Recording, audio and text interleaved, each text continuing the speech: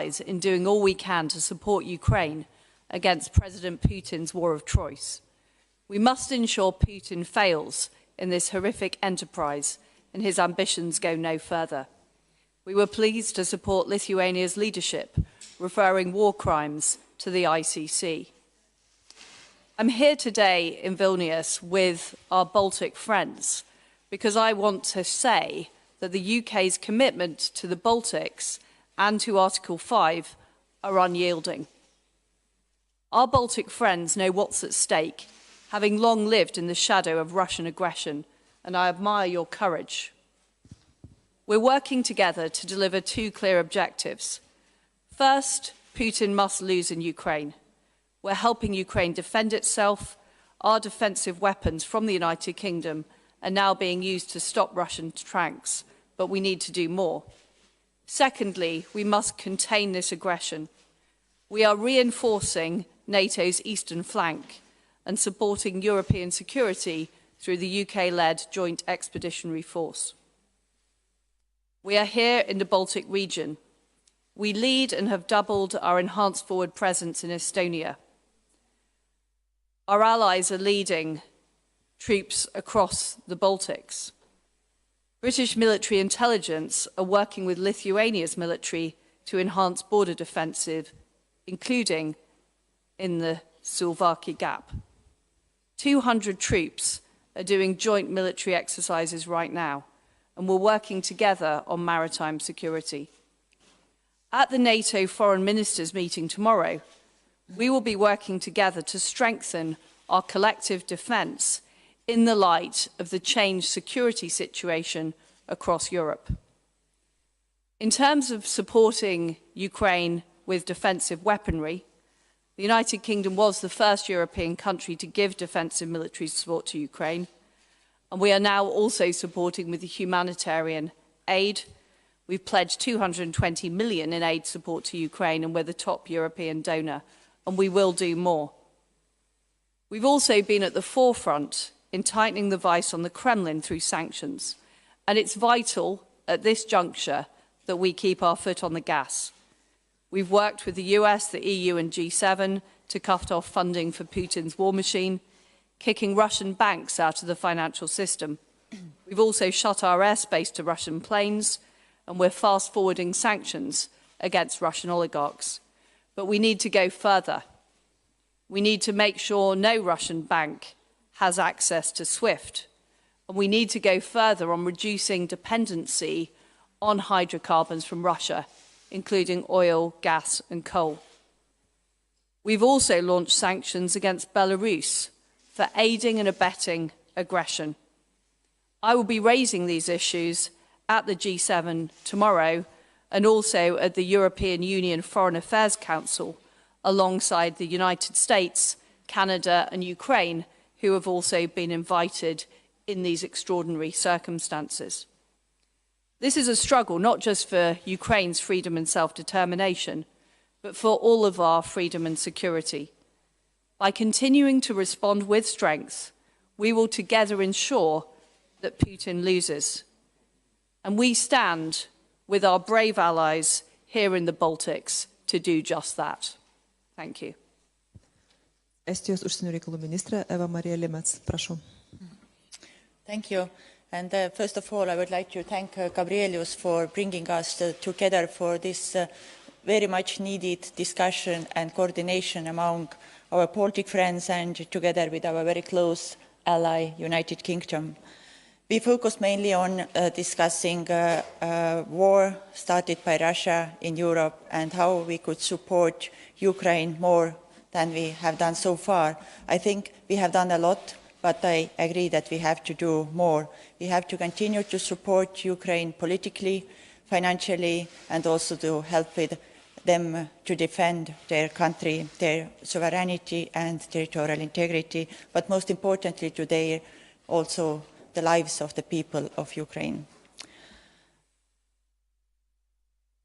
Ukraine is a European country, and what we see at the moment, Ukraine is a country who is protecting European values in front line of Europe. From Estonian side, we continue to support Ukrainians' transatlantic aspirations and also support Ukrainian candidacy to the EU. We have to continue to send supportive messages to Ukraine to support her people in these very difficult circumstances. At the same time, of course, we must do our utmost to stop the war, and to stop the war, we of course need to raise the cost of war. And here we have made good decisions, but we need to do more so that the cost of war for Russia would be expensive and this war stops. I think that also it's very important to use all political means to take aggressor account, because these war crimes that we see taking place while we are speaking here, these people who are behind this, they must be taken accountable for their actions. Finally, I also would like to express Estonia's appreciation towards the United Kingdom, who is a leading country of EFP mission in Estonia. We really are thankful for quick decisions that we have seen over the last few weeks by doubling UK troops in Estonia, and we very much look forward to tomorrow's decisions at the NATO level, how we could have permanent decisions for our region, how we permanently strengthen the eastern flank of Europe because of NATO, because the security situation in Europe has changed and the power of balance has changed, so we have to make adjustments within NATO. So I look forward to our tomorrow's meeting at the EU and NATO, and of course hope that this war that has started by Russia will end soon. Thank you. Latvijos užsienio reikalų ministras Edgaras Rinkevičius. Well, first of all, thank you very much, Gabrielas, for being excellent host, and thank you very much, Liz, for coming, and also having great discussion with us, and also showing the full solidarity and support to the Baltic states. It's actually very difficult to speak as the last speaker, because everything has been said by previous colleagues speaking, and I think that I can agree with everything. However, let me stress 3 points. Number one, and that's about our strategy, I think, how to deal with this very difficult situation. Number one, we must continue supporting Ukraine in any way we can. I think that we are in agreement here. Ukraine needs diplomatic support, Ukraine needs political support, Ukraine needs economic support, and Ukraine needs support through military means. I think that this is where we are absolutely clear, and we have had a very good exchange among ourselves about the ways how we can further have this assistance. Second, we must stop Russia from further aggression. And that's where sanctions, diplomatic pressure come in place. Well, I'm very satisfied with the way how European Union, G7, NATO has been acting in the past 7 days. I think that I can only agree with my colleagues that we still have plenty of work to do. We still haven't closed some loopholes. We still need to ensure that there are further economic sanctions against Russia, but also the same set of sanctions must be applied against Belarus, because Belarus is complicit of the aggression that Russian Federation is committing, and also Belarus could be used by Russia to actually avoid some of the harshest effects of sanctions. So from that point of view, we must have sanctions that target both aggressors, Russia and Belarus. And the third is the regional security. I do believe that NATO has been very successful establishing deterrence mission in this region after events of 2014, after occupation of Crimea. But I think that we are in the next phase where we must exercise deterrence and defense. We are very grateful to those allies who have already sent more troops to the region, but we also know that we need to respond to the very quickly changing situation. I know that many people are asking how safe are the Baltic states or Poland or any of eastern flank nations. I think that the presence of the Foreign Secretary here, the discussions that we are having at NATO and we are going to have tomorrow, sends a very clear signal that there is an ironclad commitment by NATO to do its work. There is concrete discussion and plans and also actions already taken. And I think that we all understand that we will see this kind of challenging situation as long as there is the current leadership in Russia and even beyond. So we must be prepared for a very long-term engagement addressing all those three elements I was just talking. So thank you very much one more time. Thank you very much also to colleagues for a very efficient and very fruitful discussion we had this morning. Žiniasklaidos atstovų prašome pateikti klausimus. Klausimai lietuvių ir anglų kalbomis. Prašyčiau prieiti prie mikrofonų, prisistatyti bei pasakyti, kam adresuojate klausimą. Hello, my name is Augustas Stankevičius. I'm from Baltic News Service. My question is for all the ministers. In recent days, perception of Russia and its threat shifted dramatically in the Western world. However, some experts claim that it's not enough, and the only way to stop Putin is for NATO to interfere. Otherwise, Russia will go further, causing more harm. And what's your take on that? And can sanctions alone make Russia stop war and withdraw its troops? Thank you very much. Aš atsakysiu lietuviškai. Man rodos, kad kolegos visi esantys čia šiandien aiškiai nubrėžėme gairias, kuriuose turime siekti rezultatų ir kryptis, kuriuose turime daugiausia dirbti. Tai tolimesnis rytų flango stiprinimas, ypatinga dėmesį skiriant Baltijos valstybėm, tolimesnė pagalba Ukrainai ir tikrai nepakeliamos sankcijos Rusijai.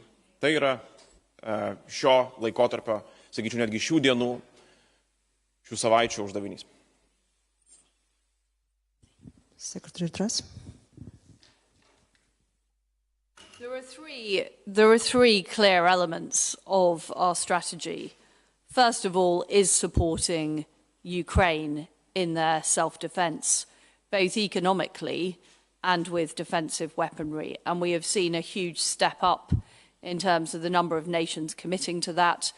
We've recently seen Germany shift their policy, which is extremely welcome. And that support is being felt. And what we are seeing is Russia being surprised by the level and strength of resistance in Ukraine and very, very brave actions by the Ukrainian president and the Ukrainian people. The second thing we need to do is degrade the Russian economy to stop the ability to fund Putin's war machine. And of course, the banking measures are key to that, the measures of SWIFT, the measures we took against the central bank. But it's also important that we need to reduce dependence on hydrocarbons, which ultimately have given Putin the ability to fund this terrible destruction. And the final point is strengthening NATO's eastern flank in response to what is a new security situation in Europe. And that is why I'm here today in Vilnius to show the United Kingdom's commitment to strengthen the flank. We will have further discussions tomorrow at the NATO foreign ministers, but we are absolutely determined to ensure the peace and security of all of those countries right across NATO. Minister Lemets, please. Thank you.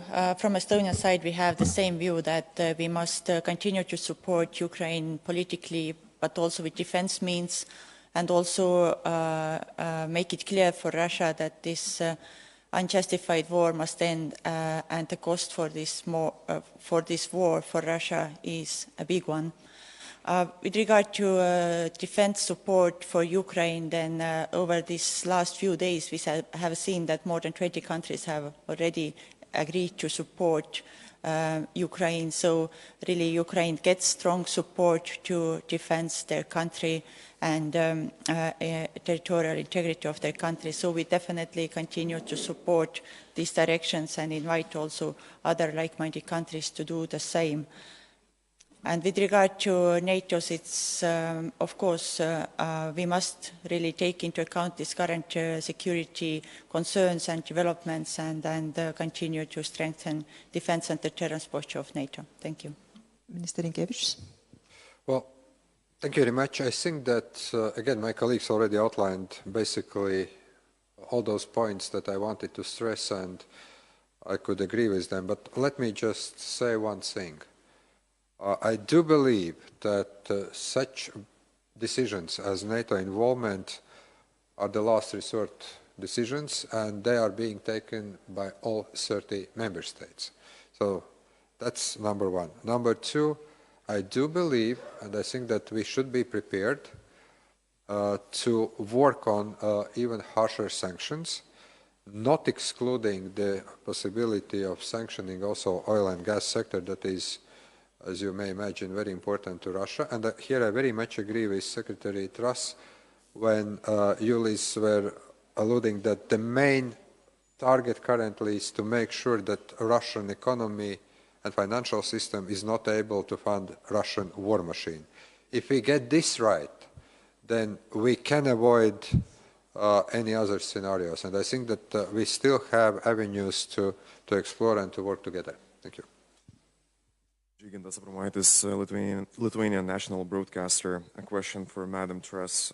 Russia for many years expressed an aggressive point of view of history. They've tried to rewrite it. And we see right now that many Russian people do not believe that the war is happening. Do you believe that the sanctions could spark a resistance inside Russia and lead to changes? Thank you.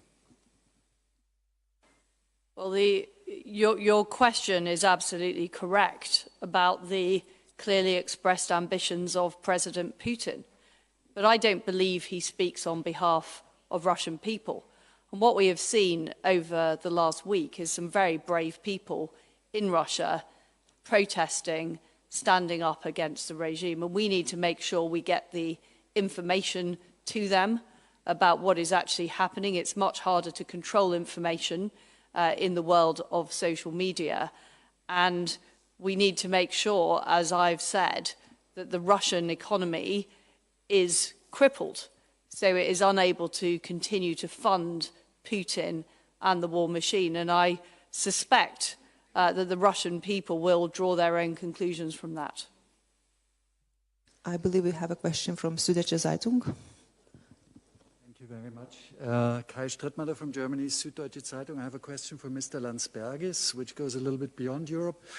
Given your problems with China and Taiwan last year, could you first maybe make a short comment on China's role in this crisis now? And secondly, especially in Germany, we've seen a lot of soul-searching and regret about our recent naivete towards Russia and the authoritarian nature of its regime.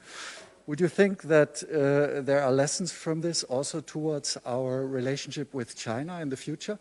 Thank you.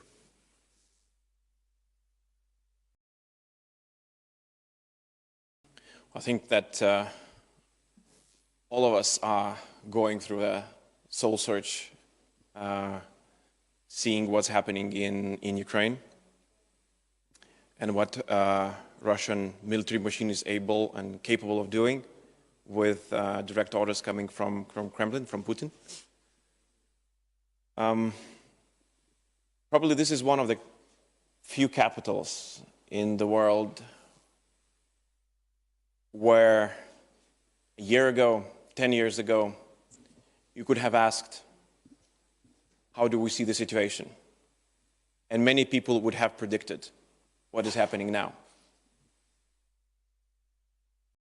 It doesn't give a different moral obligation now, currently, but you would have a lot of people who are very clear-sighted of what could come next. So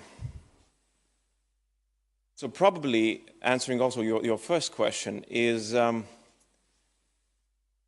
it's not that big of a surprise that a stand for Taiwan happened here as well.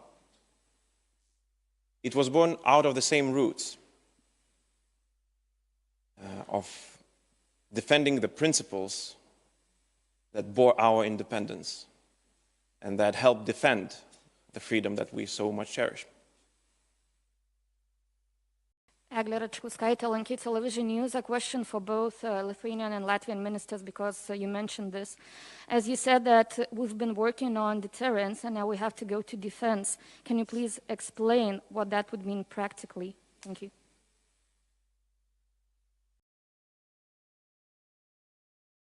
Well, I think that it's, first of all, it's an important political shift in the decision-making process. When we were talking, and we still are talking about deterrence, Russian troops were hundreds of kilometers away from NATO borders. They were securely stationed in their bases, spending their summers, winters in a somewhat controllable environment. Now they are very close to NATO borders, engaged in the military action, unprovoked military action against an independent sovereign country, Ukraine.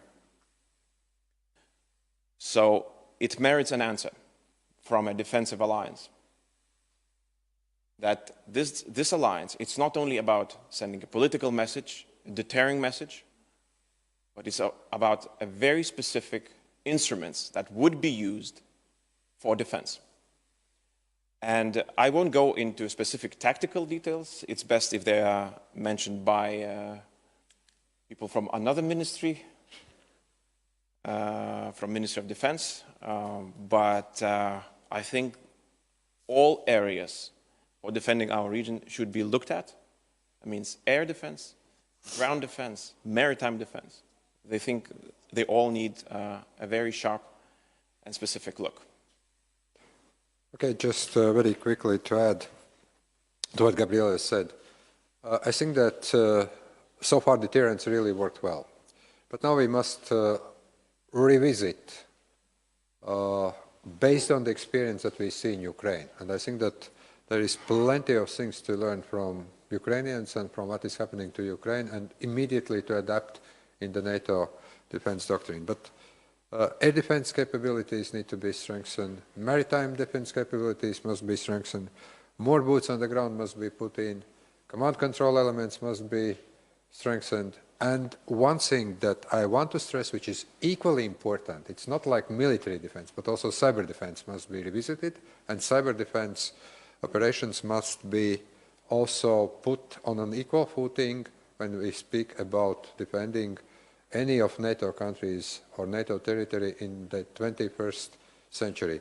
And of course, my most favorite subject is also fighting back disinformation. I think that what we are seeing right now, using information, lying to the people, both in Russia but also to the broader public, trying also to put some kind of uneasiness in NATO countries so that we have many questions.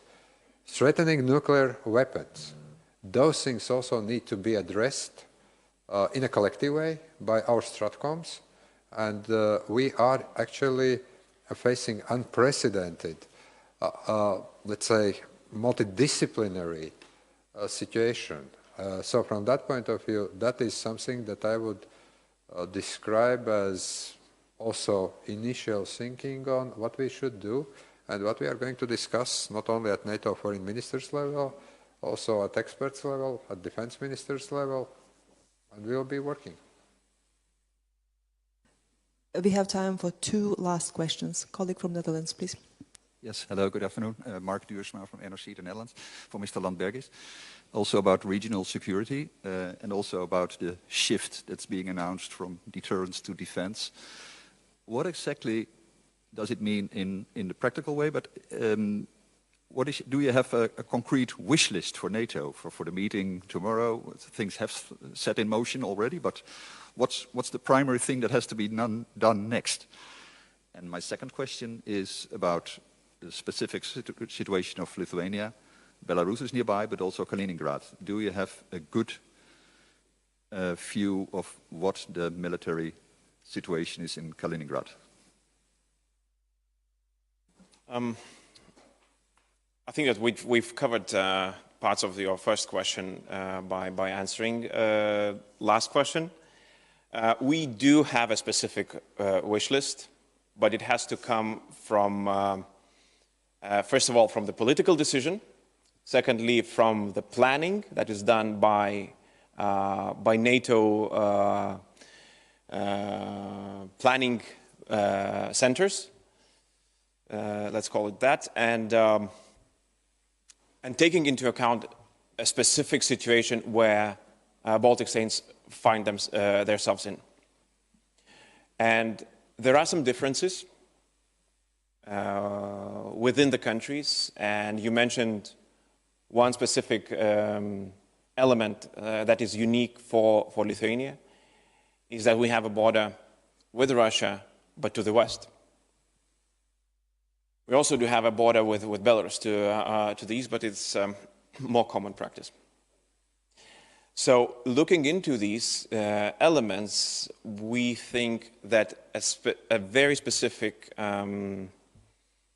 strategy has to be applied to the region, but also to Lithuania, due to uniqueness of geography.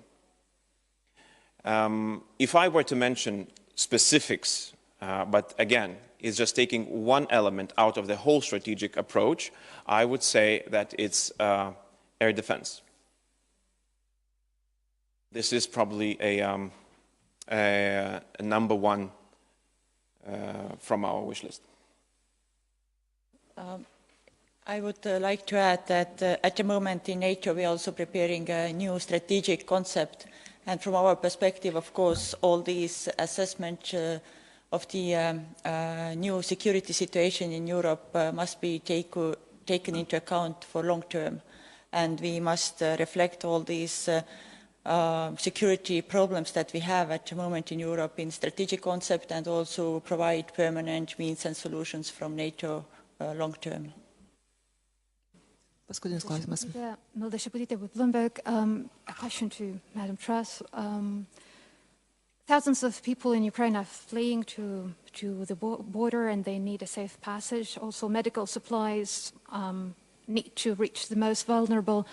What can be done to achieve a humanitarian corridor, and how could this be achieved? Thank you.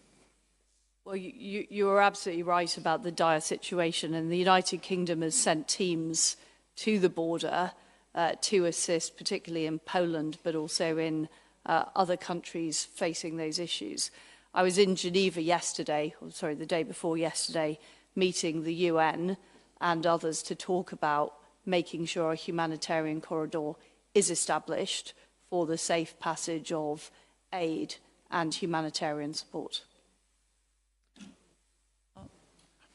Of course, we must continue to work towards this goal also at the United Nations level, because for the humanitarian corridors we need agreement from also from Russia, from Ukraine, for all the fighting sites, and of course it's extremely difficult as Russia is the member of the United Nations Security Council, but definitely we must continue to have this political pressure at the UN level.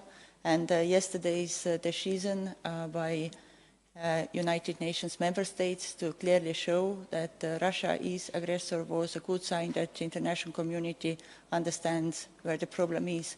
But we need to continue to work at the UN level so that there is another resolution to help to establish this humanitarian corridor in Ukraine for these people there.